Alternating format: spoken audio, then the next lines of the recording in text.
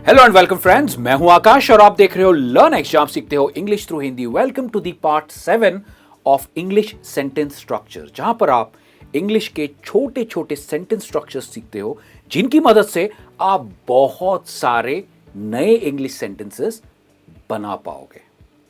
ये इस सीरीज का पार्ट 7 है और पहले के 6 पार्ट्स में हमने बहुत सारे सेंटेंस स्ट्रक्चर्स कवर किए जिनकी मदद से आप लगभग 500 से 600 नए सेंटेंसेस आसानी से बना पाओगे। तो चलिए शुरुआत करते हैं आज के लेसन की। तो जैसे कि मैंने बताया, ये है part 7 of English sentence structures और आज के इस लेसन में हम सीखेंगे जहां तक मुझे लगता है। जब भी आपको यह कहना हो कि जहां तक मुझे लगता है, ये हम कैसे कहेंगे?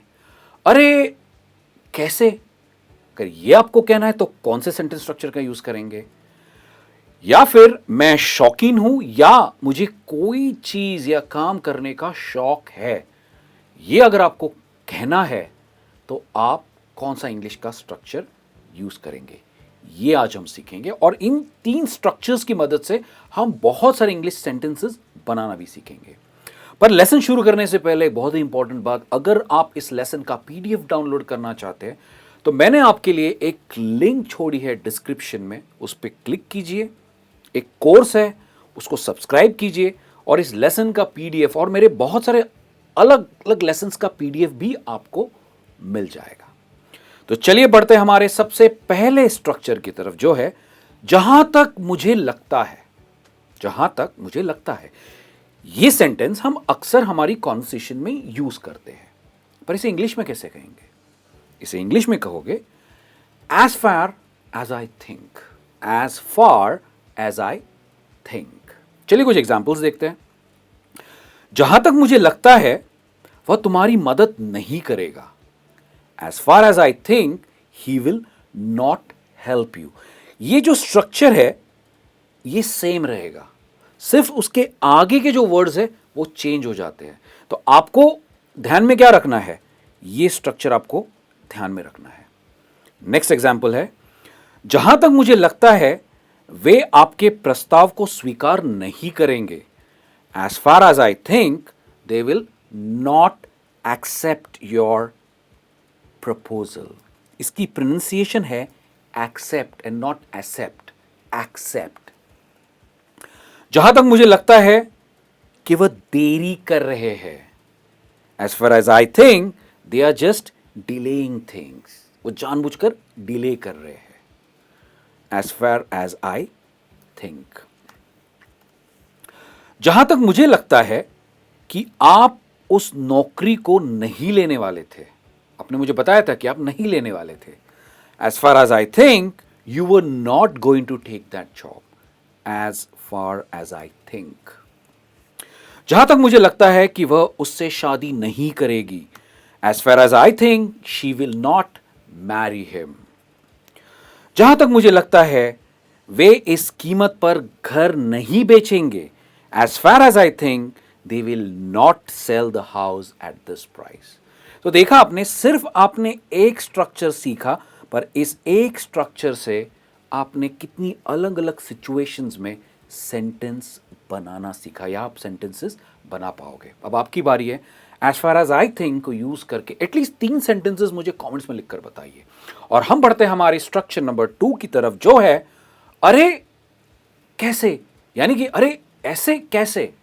जब आपको यह कहना हो तो बहुत ही सिंपल सेंटेंस स्ट्रक्चर है इंग्लिश में, और सिर्फ 2 वर्ड का स्ट्रक्चर है, हाउ कम। हाउ कम, इस स्ट्रक्चर से आप सेंटेंस की शुरुआत करोगे। चलिए एग्जांपल्स देखते हैं। अरे तुम यहां कैसे? How come you are here. तो शुरुआत में आपने सिर्फ लगाया हाउ कम, उसके बाद आगे का सेंटेंस। अरे तुम यहां कैसे? How come you are here. अरे प्रमोशन मिलने के बाद उसने जॉब कैसे छोड़ी? How come he resigned after getting a promotion. अरे तुम इतनी अच्छी अंग्रेजी कैसे बोल लेते हो? How come you speak English so well. अब एक गलती यहां पर होती है, लोग यहां पे कहते हैं how come you speak English so good. यहां पर गुड नहीं आएगा, वो गलत होगा। हमेशा यहां पर वेल आएगा। इस चीज का खास ध्यान रखिए। नेक्स्ट एग्जाम्पल है, अरे आपने इतनी अच्छी प्रेजेंटेशन कैसे दी? How come you made such a good presentation, या फिर how come you gave such a good presentation? अरे आपने इतनी जल्दी वजन कैसे कम कर दिया?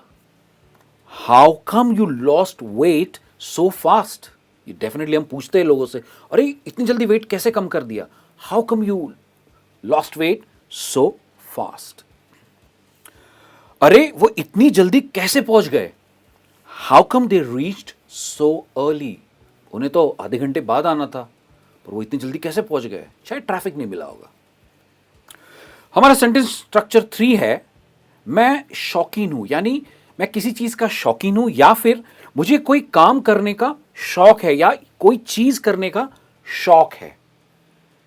इसे आप इंग्लिश में कहोगे आई, सबसे पहला आई आएगा which is a subject, right, एक सब्जेक्ट आएगा, उसके बाद आएगा आपका be verb, like is, am, are, was, were, be verb आएगा।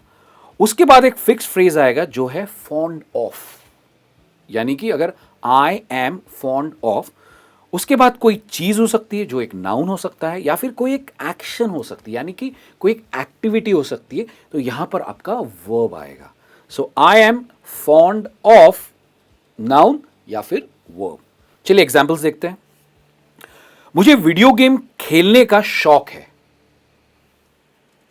आई am fond of playing video games. आपने देखा, सबसे पहले आपका सब्जेक्ट आया, उसके बाद आपका बी वर्ब आया, उसके बाद फॉन्ड ऑफ फिक्स फ्रेज आया, उसके बाद प्लेइंग जो एक वर्ब है, एक्टिविटी है।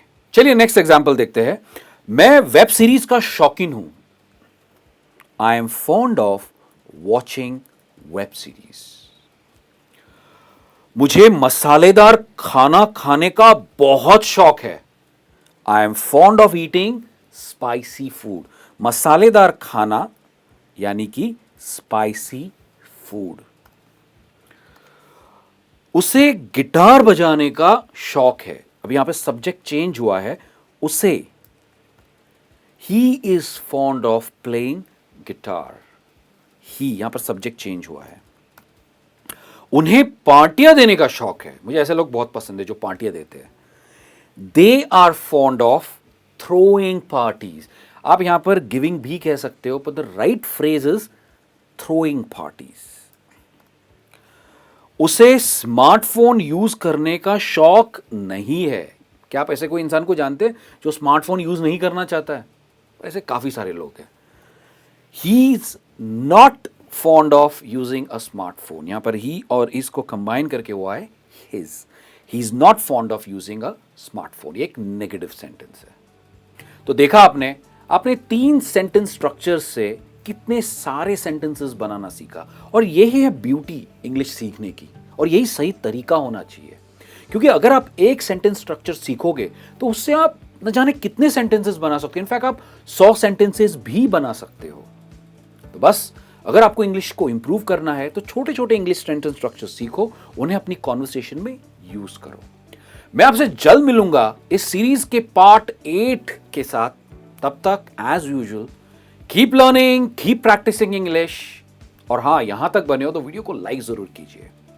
बाय।